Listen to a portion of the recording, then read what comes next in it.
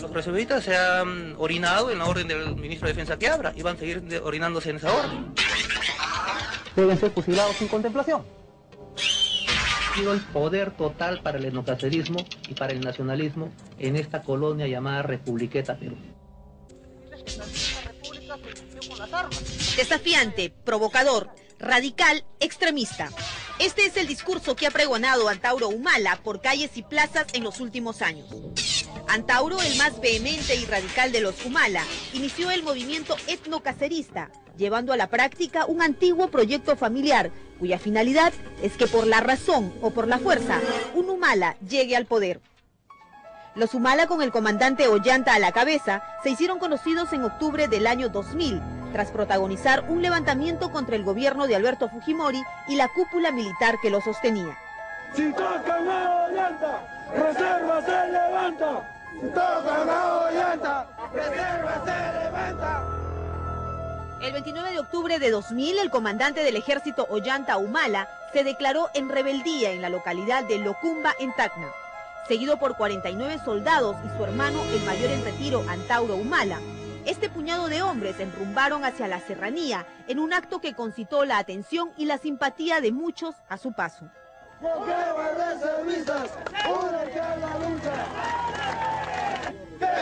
Ollanta, somos sus soldados! ¡Jefe, Ollanta, somos sus soldados! Tras la caída del régimen de Fujimori y la llegada de Valentín Paniagua a la presidencia de la República, los hermanos Humala depusieron las armas y fueron recluidos en el Real Felipe en Lima. Meses después, el nuevo Congreso les dio una amnistía, tras la cual Ollanta fue repuesto al ejército y luego nombrado por el gobierno de Alejandro Toledo como agregado militar en Francia.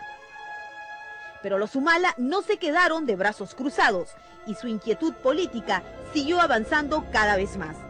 Antauro Humala inició de manera silenciosa una tarea que más tarde sorprendería nuevamente a todo el país. Desde estas precarias oficinas del centro de Lima, Antauro inició el reclutamiento y adoctrinamiento de decenas de licenciados y reservistas del ejército, en su mayoría jóvenes provincianos, que comenzaron además a ganarse la vida vendiendo un tabloide cuyo simbólico nombre permitía vislumbrar un claro objetivo electoral de estos inquietos hermanos. Hay que recuperar nuestros valores. Lamentablemente están humillando a nuestro pueblo. Ollanta Humala, la voz del pueblo. El virulento y belicoso periódico Ollanta, que empezó con una tirada de 2.000 ejemplares y llegó en solo 2 años a sobrepasar los 100.000, se convirtió en el vocero del llamado etnocacerismo, una ideología calificada por muchos analistas como poco menos que díscola y poco comprensible. Es una posición muy retrógrada, pues alejada de la realidad, ¿no es cierto? Porque estamos en época de la globalización y todo esto. Y entonces, y es un discurso violentista, un liderazgo autoritario y que se preocupa mucho en los métodos de la lucha, más no en los objetivos a alcanzar. Es un proyecto que tiene contenido bastante totalitario, que aunque no habla de razas, es fuertemente marcado por el racismo. El padre de esta poco común visión del Perú y del mundo es don Isaac Humala, padre de Ollanta y Antauro. Esta ideología se basa en 2 pilares. El primero es la reivindicación étnica de la raza cobriza y el segundo, el ultranacionalismo, simbolizado, según ellos, en el gran mariscal Andrés Avelino Cáceres. De ahí el nombre de etnocacerista. Según el creador de esta ideología, el movimiento etnocacerista busca reivindicar el nacionalismo, la hegemonía del cholo sobre lo blanco hispano.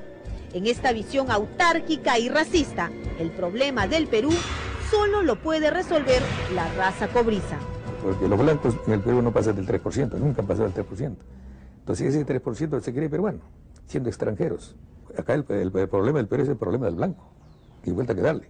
Acá tiene que tener su dominio, tiene que estar en el poder la raza cobriza, porque la raza cobriza significa patriotismo completo, reivindicación pues del Perú, porque mire, en ese sentido somos un movimiento de ecología de categoría superior, porque se trata de salvar de la extinción a una de las razas de la especie humana.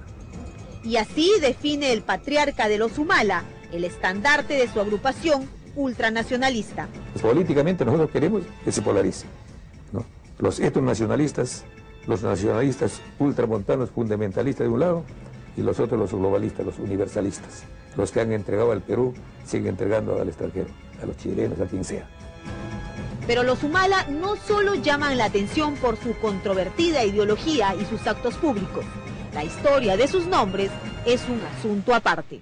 Los mayores no son nombres quechua. En un caso, Ulises en homenaje, porque estoy ahí leyendo duro, apasionado la literatura, ¿no?, de Grecia.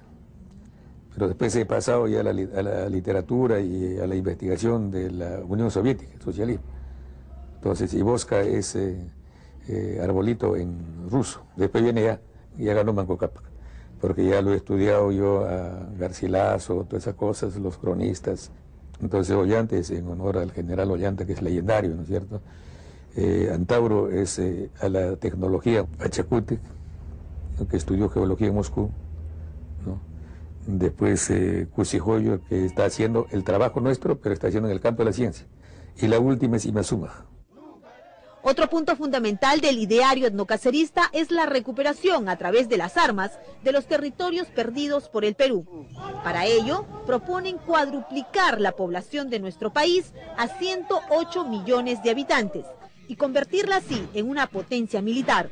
Pero hay un detalle: para lograr esta sagrada misión, los peruanos tendrán que, a partir de su tercer hijo, entregarlos a la patria. Y eso, hijos de la patria, ¿qué quiere decir? Supongo que hijos que no pertenecen a sus padres, sino que son entregados al Estado. Es pues cultivar esta imagen militar de convertirse en una potencia, ¿no? Multiplicando la población por 4 y convirtiéndose en una potencia militar. Estos antecedentes son suficientes para explicarse de alguna manera la trayectoria de quien hace solo unos días concitó la atención de todo el país al tomar por asalto la comisaría de Andahuaylas. El autor y líder de esta asonada estuvo anunciando esto desde hace varios meses. Y no solo desde las virulentas páginas de su periódico Ollanta, sino en toda oportunidad que se le presentó para hablar. Pero la realidad peruana, ¿acaso no es radical? ¿No? ¿Acaso no es una realidad alarmante, extrema en pobreza, en envilecimiento, en putrefacción, en corrupción? Entonces, por consiguiente, la solución tiene que ser radical. Si me apresan, impulsan el movimiento más. Si no me apresan, yo lo sigo impulsando con mi prédica. Yo siempre digo que Toledo es sujeto a ser golpeado con todo derecho, porque es un gobierno que ha traicionado a la nación.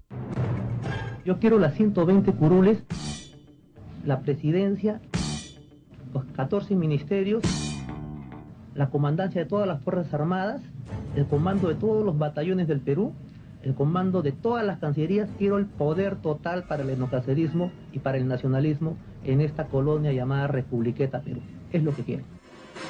Sin embargo, a pesar de este discurso de ruptura y enfrentamiento contra el sistema, Antauro Humala pretendió inscribir a su movimiento para presentarse en las elecciones presidenciales del año 2006. Este intento fue infructuoso, pues él y sus huestes no lograron reunir las firmas requeridas por el Jurado Nacional de Elecciones.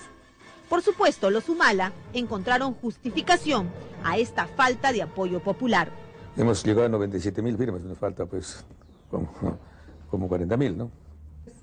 La conducta y el discurso de los Humala suelen ser muchas veces contradictorios, como lo demuestra el tan mentado tema del fusilamiento. Nosotros somos alérgicos al amariconamiento político, pues, ¿no? Entonces, estamos tan amariconados políticamente, pues, que yo digo una cosa y se persignan, ¿no? Digo pena de muerte, se persignan semejantes hipócritas. Si linchan a Montesinos, yo lo aplaudo. Si linchan a Hermoso Ríos, yo lo aplaudo. Si linchan a Toledo, también lo aplaudo. Deben ser fusilados sin contemplación.